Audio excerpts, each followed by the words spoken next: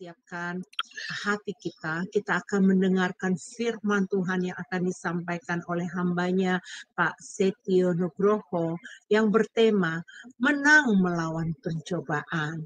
Baik Bapak, Ibu, mari kita mempersilahkan hambanya Pak Setio untuk menjabarkan kebenaran firman bagi kami semua. Dipersilakan Pak. Baik,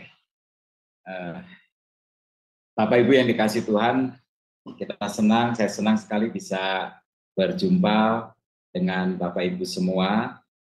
Kita berdoa berharap supaya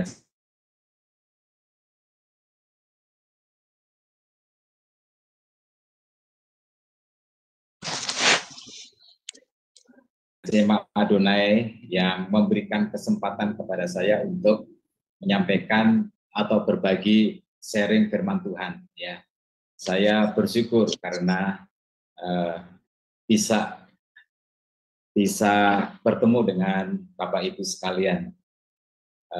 Baik, sebelum kita memulai, saya mengajak untuk kita semua berdoa terlebih dahulu, biar kiranya tangan kasih Tuhan yang akan menolong, menuntun, memimpin kita. Bapak Surgawi, malam hari ini dalam ibadah online, malam hari di Indonesia, tetapi pagi hari di negara yang lain di Amerika, kami berdoa, kami mau berbicara tentang topik menang melawan pencobaan. Oleh sebab itu Tuhan, biarlah kasih Tuhan, hikmat Allah, urapan dari kuasa Roh Kudus mengurapi hamba-Mu ini, sehingga hamba-Mu boleh menjadi perpanjangan suara Tuhan untuk menyampaikan pesan Tuhan pada kesempatan ini. Terima kasih Bapa, di dalam nama Tuhan Yesus kami berdoa, amin. Baik Bapak Ibu yang dikasih Tuhan, topik kita adalah menang melawan pencobaan.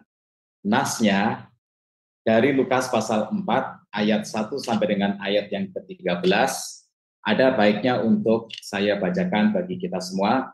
Lukas pasal 4 ayat 1 sampai dengan ayat yang ke-13. Pencobaan di padang gurun. Yesus yang penuh dengan Roh Kudus kembali dari sungai Yordan, lalu dibawa oleh Roh Kudus ke padang gurun. Di situ ia tinggal 40 hari lamanya dan dicobai iblis. Selama di situ ia tidak makan apa-apa, dan sesudah waktu itu ia lapar. Lalu berkatalah iblis kepadanya, jika engkau anak Allah, suruhlah batu ini menjadi roti. Jawab Yesus kepadanya, ada tertulis, manusia hidup bukan dari roti saja.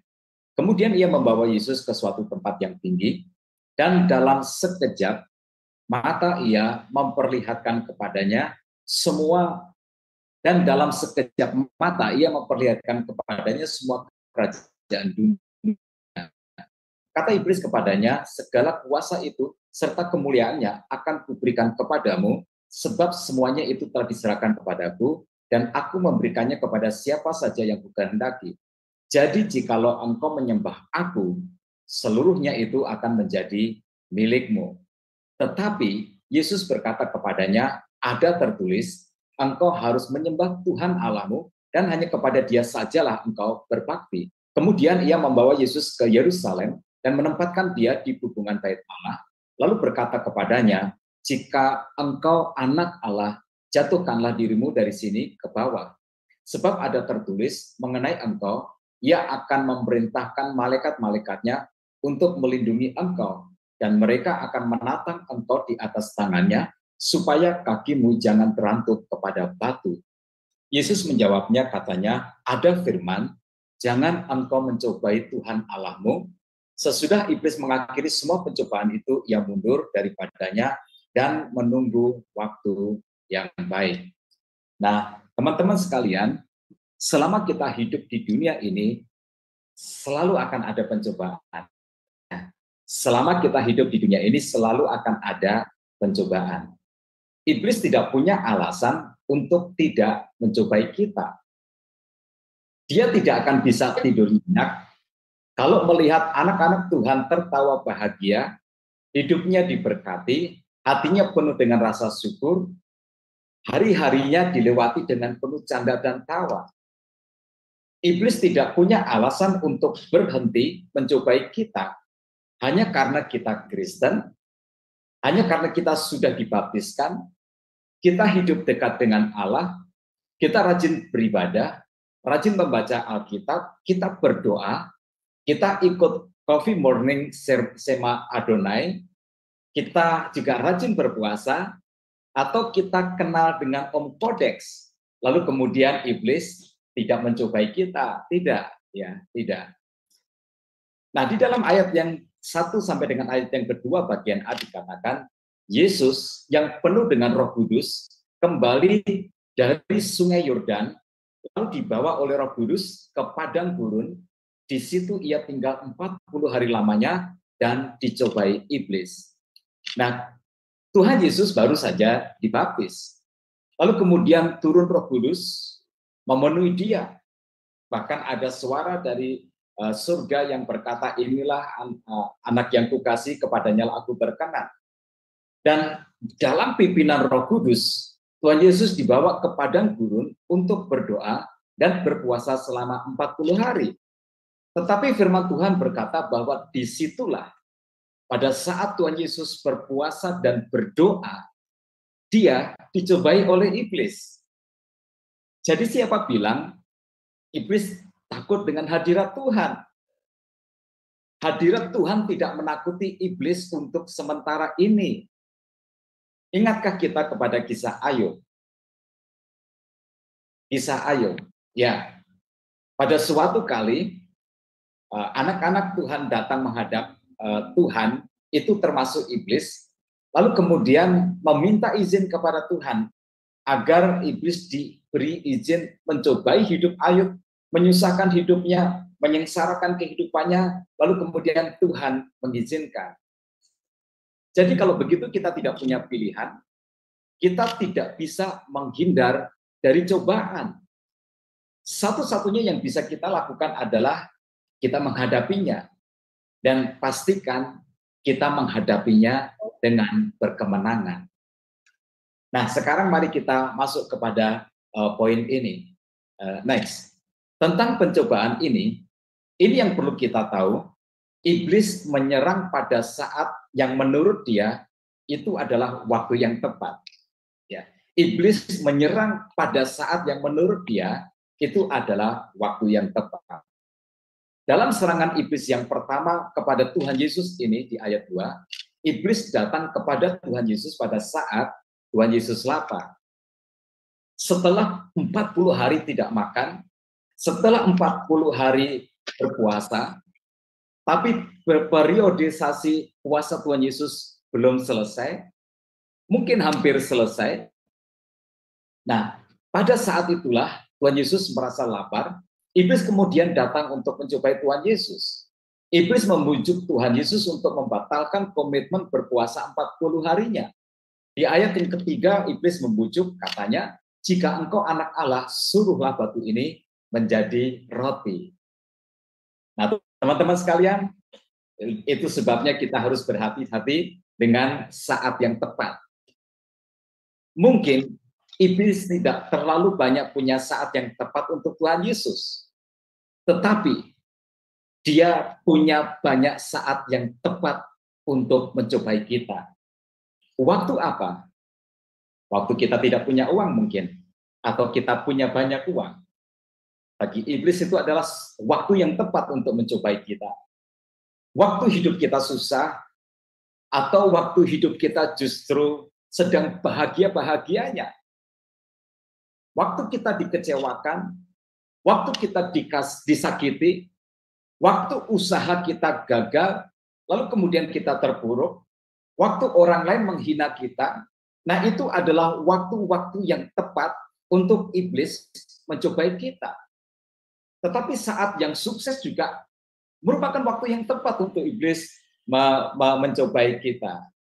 Nah, ingat ini, kalau iblis gagal membuat kita jahat, ya, kalau iblis gagal untuk menjadikan kita orang yang jahat, maka dia akan membuat kita merasa orang yang paling baik dan orang yang paling benar di dunia ini. Iblis akan datang untuk membujuk kita, lalu membatalkan komitmen rohani yang kita lakukan. Udahlah, nggak usah sampai 40 hari penuh puasamu. Kamu kan anak Allah, pasti Allah Bapa di surga mengertilah. Namanya juga manusia, ada lemah-lemahnya. Nah, intinya, iblis menggoda kita untuk membatalkan komitmen rohani kita. Nah, yuk kita mengingat kembali apa yang menjadi komitmen rohani kita yang kita buat kemarin ini. Mungkin kita menjadi orang yang berkomitmen untuk menjadi orang yang lebih rajin di dalam mengikut Tuhan, lebih setia kepada Tuhan, ya, lebih rajin bergereja, nggak mau bolong-bolong ibadahnya, nggak mau bolong-bolong baca Alkitabnya, nggak mau bolong-bolong ikut coffee morning, nggak mau bolong-bolong ikut berdoa. Nah, misalnya juga komitmen untuk melayani Tuhan, atau kita ingin terlibat dalam sebuah proyek misi, kita berjanji akan memberikan dukungan doa, dukungan dana, ataupun dukungan daya. Lalu kemudian iblis datang membujuk kita, adalah nggak usahlah kamu rajin-rajin amat jadi orang Kristen, jangan terlalu fanatik lah, jadi orang Kristen yang so-so saja. Yang penting kan kamu masih percaya Tuhan, Tuhan ngerti, dan lain sebagainya. Nah, teman-teman sekalian, iblis menyerang orang percaya pada waktu yang menurut dia adalah waktu yang tepat. Lalu kemudian kita melihat serangan yang kedua, iblis membawa Tuhan Yesus ke atas bukit, lalu kemudian memperlihatkan kepadanya kerajaan dunia. Di ayat yang ke-6 dan 7, iblis berkata, segala kuasa itu telah serta kemuliaan yang akan kuberikan kepadamu, sebab semuanya itu telah diserahkan kepadaku, dan aku memberikannya kepada siapa saja yang kukehendaki. Jadi, jikalau engkau menyembah aku, seluruhnya itu akan menjadi milikmu. Nah, yang kita juga perlu tahu tentang cobaan iblis adalah bahwa iblis menyerang ambisi kita. Iblis menyerang nafsu kita untuk menjadi sukses, untuk menjadi kaya, untuk menjadi berkuasa, untuk menjadi orang yang memiliki pengaruh yang sangat kuat, yang sangat luas, untuk menjadi orang yang dihormati. Dia berkata bahwa segala kuasa serta kemuliaannya. Nah, teman-teman sekalian, sukses tidak salah, dan sukses juga tidak dosa. Yang salah adalah jika kita menggunakan cara-cara iblis, kita menggunakan cara-cara dosa, atau kita menghalalkan segala cara untuk mendapatkan sukses yang kita kehendaki. Nah, iblis menawarkan penyembahan kepadanya, tunduk kepada kehendak setan. Nah, di titik ini, manusia seringkali lemah dan mudah untuk dikalahkan. Mengapa? Karena kita semua mau sukses. Kita senang dengan sukses, kita ingin kaya, kita ingin punya kuasa, apalagi jika kita salah memaknai kesuksesan. Kita menaruh hormat yang setinggi-tingginya pada kekayaan dan kekuasaan, karena kita beranggapan bahwa itu adalah merupakan tanda kalau Tuhan memberkati kita. Kita letakkan rasa bahagia kita di sana, di kesuksesan itu. Kita taruh rasa berharga kita atau harga diri kita di sukses-sukses dunia semacam itu. Nah, di saat seperti itulah iblis menaklukkan kita. Kekayaan memang bisa didapat dengan cara iblis. Tetapi iblis tidak pernah memberitahu akibat atau resikonya. Risiko ini Tuhan Yesus ingatkan dalam Matius pasal 16 ayat 26. Apa gunanya seseorang memperoleh seluruh dunia tetapi kehilangan nyawanya? Dan apakah yang dapat diberikannya sebagai ganti nyawanya? Nah, awas, jangan salah kita memaknai sukses duniawi seperti itu. Jangan merohanikan hal-hal yang bersifat materi atau duniawi. Itu bisa membuat kita tersesat di jalan yang benar. Nah, kemudian kita melihat serangan iblis yang ketiga adalah popularitas atau ketenaran. Iblis tahu bahwa manusia sangat suka untuk disanjung. Maka iblis kemudian membawa Tuhan Yesus kehubungan bait Allah. Di ayat yang ke-9 sampai dengan 11, iblis berkata, jika engkau anak Allah, jatuhkanlah dirimu dari sini ke bawah. Sebab ada tertulis mengenai engkau, ia akan memerintahkan malaikat-malaikatnya untuk melindungi engkau. Dan mereka akan menatang engkau di atas, di tangannya, supaya kakimu jangan terantuk kepada batu. Nah, bayangkanlah jika Tuhan Yesus benar-benar melakukan ini. Semua orang akan takjub, Tuhan Yesus akan menjadi viral, Tuhan Yesus akan menjadi trending topik di Twitter ataupun di medsos-medsos kita. Semua channel YouTube tayangkan peristiwa itu. Tuhan Yesus akan disanjung di mana-mana, kecuali mungkin pesulap merah. Dia akan mencoba membongkar peristiwa ajaib itu. Ya. Kebutuhan akan pujian itu, teman-teman sekalian, manusiawi. Tetapi itu bisa menjadi titik lemah kita. Quote saya adalah seperti ini. Jika kita berhasil membuat kepala seseorang membesar, ya, jika kita berhasil membuat kepala seseorang membesar, maka buat dia secara sukarela membuka dompetnya lebar-lebar. Maksudnya adalah bahwa kita suka disanjung. Ya, manusia suka disanjung. Ya, kita ingin didewakan. Kita ingin memperoleh popularitas. Kita ingin orang-orang mengingat kita, membicarakan kita. Kita ingin ketika kita lewat di tengah-tengah pasar, orang akan melihat kita dan berkata, wow. Ya. Rasa haus akan pujian atau sanjungan ini sering dimanfaatkan oleh iblis untuk menaklukkan hati kita. Karena itu, maka kita harus tahu bagaimana untuk menghadapi serangan iblis itu. Nah, belajar dari Tuhan Yesus ini, kita akan melihat setidaknya ada 3 pelajaran bagaimana kita bisa menang melawan pencobaan. Nah, yang pertama adalah pegang teguh komitmen rohani kita. Ya. Pegang teguh komitmen rohani kita. Di ayat yang keempat, Tuhan Yesus berkata, ada tertulis, manusia hidup bukan dari roti saja. Makan itu bisa nanti. Minum itu bisa nanti. Segala sesuatu urusan di dunia ini, kita bisa letakkan di prioritas yang kedua, yang ketiga, dan seterusnya. Urusan perut mah bisa kita tunda kapan saja, tetapi kewajiban kita kepada Allah harus kita prioritaskan, harus kita tuntaskan. Nah, ini namanya prinsip, dan ini namanya komitmen. Nah, komitmen ini harus kita pegang teguh sebagai komitmen rohani kita kepada Tuhan. Kalau Tuhan Yesus mengajar, carilah dahulu kerajaan Allah dan kebenarannya, maka semuanya itu akan ditambahkan kepadamu. Jadikan itu sebagai komitmen. Pegang teguh kebenaran firman Tuhan itu, bahwa kita memang harus mengutamakan Tuhan. Kalau kita sudah membuat sebuah komitmen kepada Tuhan, komitmen rohani, komitmen untuk melayani, untuk lebih setia kepada Tuhan, pegang komitmen itu. Jangan melemah oleh berbagai-bagai bujukan iblis. Jangan melemah oleh berbagai-bagai alasan.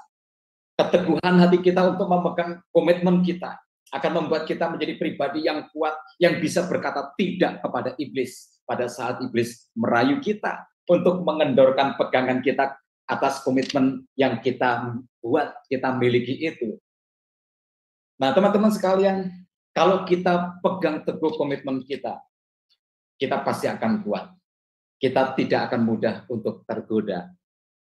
Jangan selalu merasa bahwa kita kuat, tetapi kita memerlukan sebuah kebijakan dari diri kita sendiri, sebuah keputusan bahwa saya akan berpegang teguh kepada komitmen rohani kita, komitmen rohani saya.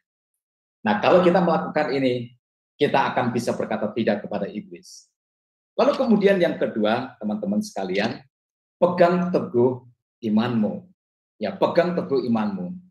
Di ayat yang ke-8, Tuhan Yesus berkata, ada tertulis, engkau harus menyembah Tuhan Allahmu dan hanya kepada Dia sajalah engkau berbakti. Jangan pernah menukar iman dengan apapun juga, walau itu seakan-akan membuatmu kehilangan kesempatan emasmu. Ya, jangan pernah menukar imanmu dengan apapun juga, walau itu seakan-akan membuatmu kehilangan kesempatan emasmu. Kesenangan yang diberikan oleh iblis itu hanya sementara, tetapi kebahagiaan yang Tuhan berikan itu bersifat selama-lamanya. Oleh sebab itu teman-teman sekalian, awas, jangan pernah menukar kebahagiaan kekal dengan kebahagiaan yang sementara. Senjata yang sangat hebat untuk kita menghadapi pencobaan iblis adalah iman. Oleh sebab itu, kita pegang teguh iman kita. Ada orang berkata, memangnya kalau dengan iman kita bisa menyelesaikan masalah? Memangnya hanya dengan iman kita nggak akan mengalami masalah, ujian, atau pencobaan? Memangnya kalau kita punya iman kepada Kristus, lalu kemudian hidup kita akan mulus seperti jalan tol yang mulus? Nah, teman-teman sekalian, jangan salah memaknai iman seperti itu. Ya, jangan salah memaknai iman seperti itu. Saya memegang payung. Ya, saya memegang payung. Baik, saya pakai payung sebentar. Iman itu seperti payung di saat hujan yang deras. Payung jelas tidak bisa menghentikan hujan yang deras. Tetapi dengan payung, kita bisa tetap berjalan di tengah-tengah hujan yang deras sampai kita tiba di tujuan. Nah, begitu juga dengan iman. Iman tidak akan membuat kita tidak menghadapi ujian atau pencobaan. Iman tidak akan membuat kita lalu tidak ada masalah dalam kehidupan ini. Tetap akan ada masalah, tetap akan ada ujian di dalam hidup ini. Tetapi dengan iman, kita akan kuat, kita akan dapat tetap berjalan sampai Tuhan membawa kita ke tujuan. Jadi, pegang teguh imanmu. Lalu kemudian yang ketiga, bersikaplah sabar dalam segala hal. Ya, bersikaplah sabar dalam segala hal. Next. Ya. Di ayat yang ke-12, Tuhan Yesus berkata, ada firman, jangan engkau mencobai Tuhan Allahmu. Next. Nah, jangan paksakan kehendakmu atau pikiranmu atau keinginanmu, sebab seindah apapun rencanamu, rencana Tuhan tetaplah yang terbaik untuk kita. Begitu juga sebaliknya, seburuk apapun tampaknya kehendak Tuhan atau rencana Tuhan yang kita rasakan, ya seburuk apapun tampaknya jalan Tuhan, tetapi itu tetap menjadi jalan yang terbaik yang Tuhan berikan kepada kita. Itu sebabnya kalau kita menghadapi tantangan, ujian, atau cobaan, bersabarlah. Teman-teman tentu mengingat bagaimana Yusuf mengalami ujian atau cobaan dalam kehidupannya. Dia dibenci oleh saudara-saudaranya. Dia kemudian mau dibunuh, nggak jadi, dimasukkan ke sumur kering.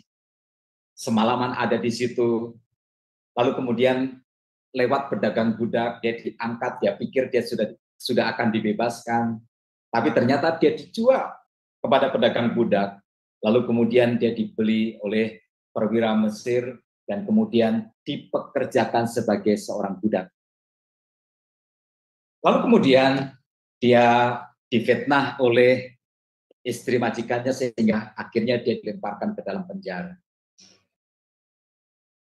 Itu berlangsung selama 12 atau 13 tahun. Yusuf mengalami penderitaan yang begitu hebat, begitu luar biasa. Tetapi apa yang dilihat oleh mata dunia atau orang-orang biasa sebagai sebuah keburukan, di ujung dari proses itu, Tuhan kemudian mengangkat dia untuk menjadi Perdana Menteri di Mesir. Jadi teman-teman sekalian, seburuk apapun tampaknya kehendak Tuhan atau jalan Tuhan, itu tetap menjadi jalan yang terbaik yang Tuhan berikan kepada kita. Oleh sebab itu, kita harus bersabar. Jika misalnya Tuhan Yesus melompat dari hubungan baik Allah, saya yakin malaikat pasti akan menatangnya. Sebab firman Tuhan pasti digenapi. Tuhan Yesus akan tenar dalam sekejap mata. Reporter-reporter TV akan terus memberitakan itu berulang-ulang. Tetapi bukan itu kehendak Tuhan. Surga punya waktu yang terbaik untuk nanti Tuhan Yesus akan dimuliakan. Jadi teman-teman sekalian, kalau begitu, mari yuk kita bangun sikap sabar. Jangan tergoda dengan cara-cara instan yang tampaknya lebih menjanjikan. Kalau kita sabar, kalau kita sabar, ingat ini, iblis akan sulit untuk menjatuhkan kita. Karena kesulitan terbesar iblis adalah mengendalikan orang-orang yang sabar.